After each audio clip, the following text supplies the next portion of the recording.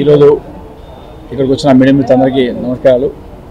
మరియు వేదిక పైన జానీ మాస్టర్ గారికి, శర్మ గారికి మరియు మా గణేష్ మాస్టర్ గారికి పిలవగానే అన్ని పనులున్నా వచ్చి 40 minutes వెయిట్ చేస్తున్నాడు. థ్యాంక్ యూ గణేష్ మాస్టర్ గారు. నేను పిలవగానే ప్రోగ్రామ్ రాస్తున్నందుకు. నేను తెలంగాణ యువత ఆర్గనైజేషన్లో అనేక రకమైన కార్యక్రమాలు చేస్తుండేది.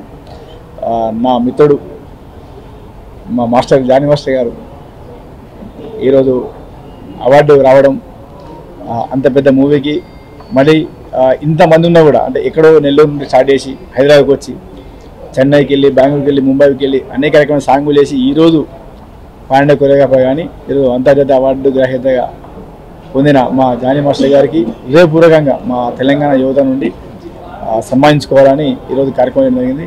జానీ మాస్టర్ గారి దగ్గర గొప్పతనం ఏంటంటే, నేను అనేక కార్యక్రమాలు చేసే టైంలో ఎవరికైనా సాయం చేద్దామనే టైంలో నేను ఒక మాట చెప్పగానే వాళ్ళకి ఏ విధంగా సాయం చేయడానికి ముందున్న వ్యక్తి, నేను బాగా ఆరాధించే వ్యక్తి జానీ మాస్టర్ గారు.